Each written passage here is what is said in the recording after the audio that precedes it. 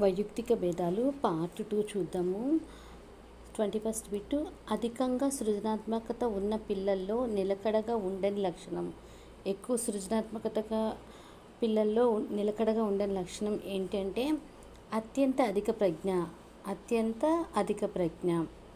అధికంగా సృజనాత్మకత ఉన్న పిల్లలలో నిలకడగా ఉండని లక్షణం అత్యంత అధిక ప్రజ్ఞ. ఓకే, నెక్స్ట్ బిట్ చూద్దాం.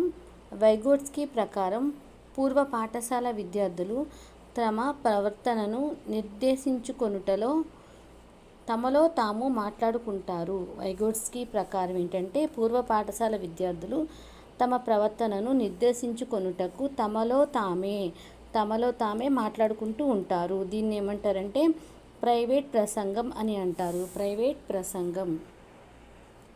ఈ వీడియోలో మనం 21 బిట్ నుంచి 45 బిట్ వరకు చూసుకుందాము, బిట్స్ వరకు. నెక్స్ట్ వీడియోలో రిమైనింగ్ బిట్స్ చూద్దాము. Okay, 23rd one. వ్యక్తిగత నిష్పాదన పరీక్షకు ఒక ఉదాహరణ. వ్యక్తిగత నిష్పాదన పరీక్షకు ఒక ఉదాహరణ ఏంటంటే కోహ్బ్లెగ్ డిజైన్ పరీక్ష. వ్యక్తిగత నిష్పాదన పరీక్షకు ఒక ఉదాహరణ కోహ్బ్లెగ్ డిజైన్ పరీక్ష. Next 24th one. సాధారణంగా రుణాత్మక సంఘటనలను ఈ విధమైన వివరణ ఇచ్చేవాళ్ళు ఎక్కువ బుద్ధిమాంద్యానికి లోనయ్యేటటువంటి అవకాశం ఉంది. సాధారణంగా రుణాత్మక సంఘటనలకు ఏ విధమైనటువంటి వివరణ ఇచ్చేవాళ్ళు ఎక్కువ బుద్ధిమాంద్యానికి లోనయ్యే అవకాశం ఉంది అంటే నిరాశావాద. ఓకే, నెక్స్ట్ థర్స్టన్ ప్రతిపాదించిన ప్రాథమిక మానసిక సామర్థ్యాలు. థర్స్టన్ ప్రతిపాదించినటువంటి ప్రాథమిక మానసిక సామర్థ్యాలు సరికి 7. నెక్స్ట్ 15 సంవత్సరాల బుద్ధిమాంద్యం ఉన్న అమ్మాయికి మానసిక వయసు 9 సంవత్సరాలే. ఆమె 15 సంవత్సరాలు ఉంది ఆ అమ్మాయికి, కానీ తన మానసిక వయసు 9 years అనమాట. ఆమె ఎలాంటిదంటే స్వల్ప బుద్ధిమాంద్యత కలిగినటువంటి అమ్మాయి. ఓకే, నెక్స్ట్ గార్డనర్ ప్రకారం వాస్తవానికి ఒకే ఒక్క ప్రజ్ఞ కాకుండా 8 రకాల ప్రజ్ఞలు ఉన్నాయి. గార్డనర్ ప్రకారం వాస్తవానికి ఒక ప్రజ్ఞ కాదు, 8 రకాల ప్రజ్ఞలు ఉన్నాయి. వాటిలో సాంప్రదాయిక ప్రజ్ఞాలబ్ధి పరీక్షల ద్వారా కొలవగలిగే సామర్థ్యాన్ని పోలినది ఏమిటి? ఆ 8లో సాంప్రదాయ ప్రజ్ఞాలబ్ధి పరీక్షల ద్వారా కొలవగలిగేటటువంటి సామర్థ్యాన్ని పోలి ఉన్నటువంటిది ఏమిటి అంటే భాషా సంబంధితం. Okay, next 28th bit. ఈ మాపనంలో ఈ పరీక్ష వ్యక్తి ఏదో ఒక నైపుణ్యాన్ని కలిగి ఉండే సామర్థ్యాన్ని మాపనం చేస్తుంది. ప్రస్తుతం ఆ నైపుణ్యానికి సంబంధించిన పనులను ఎంత బాగా చేస్తున్నాడనే విషయాన్ని అంతగా పరిగణలోనికి తీసుకోవలసిన అవసరం లేదు. అది ఏ సామర్థ్యం అంటే సహజ సామర్థ్య పరీక్ష. ఏ మాపనంలో సహజ సామర్థ్య పరీక్ష మాపనంలో వ్యక్తి ఏదో ఒక నైపుణ్యాన్ని కలిగి ఉండి సామర్థ్యాన్ని మాపనం చేస్తుంది. ఆ వ్యక్తిలో ప్రస్తుతం ఆ నైపుణ్యానికి సంబంధించిన పనులు ఎంత బాగా చేస్తున్నాడనే విషయాన్ని అంతగా పరిగణలోనికి తీసుకోవాల్సినటువంటి అవసరం లేదు. దేనికి సంబంధించిందంటే సహజ సామర్థ్య పరీక్ష. Okay, next 29th one. మన మానసిక శక్తి చాలా వరకు ఈ వయసుకు అభివృద్ధి చెందుతుంది. మానసిక శక్తి చాలా వరకు మనలో ఏ వయసుకు అభివృద్ధి చెందుతుందంటే 14 సంవత్సరాలు.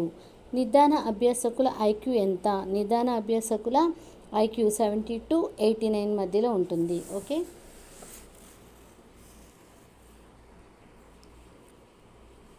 నెక్స్ట్ 31.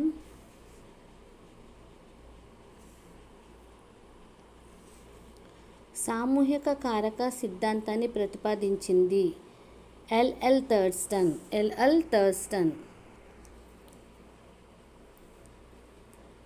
22nd bit. ఈ కాలంలో పిల్లలు పాఠశాలలో విజయం సాధించాలని, ఆటలలో పోటీ పడాలని, తల్లిదండ్రుల ఉద్వేగ అవసరాలు తీర్చాలని ఆశిస్తున్నారు. దీని ఫలితంగా పిల్లలు ఎక్కువగా అనుభవించేది ఏమిటి అంటే ఒత్తిడి అన్నమాట. ఈ కాలంలో పిల్లలు ఎలా ఉన్నారు? పాఠశాలలో విజయం సాధించాలి, ఆటలలో పోటీ పడాలి, తల్లిదండ్రుల ఉద్వేగ అవసరాలు తీర్చాలి. ఇవన్నీ చేయడం వల్ల పిల్లలు ఎక్కువగా అనుభవించేది ఏంటంటే ఒత్తిడి. Okay, American association for mental deficiency ప్రకారం బుద్ధిమాంద్యత గల పిల్లల యొక్క ఐక్యూ ఎంత? ఓకే, చూడండి 70 కన్నా తక్కువ అట. Okay, less than 70. నెక్స్ట్, దూర సాంగత్యం దీనికి సూచిక. దూర సాంగత్యం దీనికి సూచిక సృజనాత్మకత.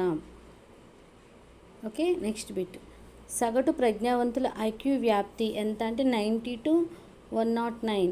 సగటున ప్రజ్ఞావంతుల యొక్క ఐక్యూ వచ్చేసరికి 90 to 109. వైఖరులను కొలిచే మాపని పద్ధతి లెక్టేర్ సమ్మేటెడ్ రేటింగ్ పద్ధతి. లెక్టేర్ సమ్మేటెడ్ రేటింగ్ పద్ధతి. Next bit. 15 ఏళ్ల వయసు గల బాలిక యొక్క మానసిక వయసు 9 ఏళ్లుగా పరిగణించబడితే ఆమె ఈ విధంగా వర్గీకరించవచ్చును. విద్య నేర్వగల బుద్ధిమాంద్యత కలదిగా. విద్య నేర్వగల బుద్ధిమాంద్యత కలదిగా ఆమెను వర్గీకరించవచ్చు. 15 ఏళ్ల వయసు గల బాలిక యొక్క మానసిక వయసు 9 ఏళ్లుగా పరిగణించబడితే ఆమె ఈ విధంగా వర్గీకరించవచ్చు. ఆమెను విద్య నేర్వగల బుద్ధిమాంద్యత కలదిగా. క్రింది వానిలో అశాబ్దిక పరీక్ష ఆర్మీ బీటా పరీక్ష. క్రింది వానిలో అశాబ్దిక పరీక్ష ఆర్మీ బీటా పరీక్ష. ఈ వీడియో టెక్స్ట్ బుక్ దొరకలేని వాళ్ళ కోసం యూస్ఫుల్గా ఉంటుంది. ప్రీవియస్ బిట్స్ అన్నమాట. టెక్స్ట్ బుక్లో ప్రతి లెసన్లో బ్యాక్ సైడ్ ఇచ్చినటువంటి బిట్స్. ఓకే, చిత్ర నేర్పరులు, కళలో నేర్పరులు ఈ ప్రజ్ఞను కలిగి ఉంటారు. ప్రాదేశిక ప్రజ్ఞ. చిత్ర నేర్పరులు మరియు కళలో నేర్పరులు అనేవాళ్ళు ప్రాదేశిక ప్రజ్ఞను కలిగి ఉంటారు. ఒక వ్యక్తి కొత్త సమాచారాన్ని నేర్చుకొనుటకు సంజ్ఞానాత్మక నిర్మాణాన్ని మార్చుకుంటే అది అనుగుణ్యత. ఐక్యూ 29 కంటే తక్కువ ఉన్నవారు సంరక్షణ స్థాయి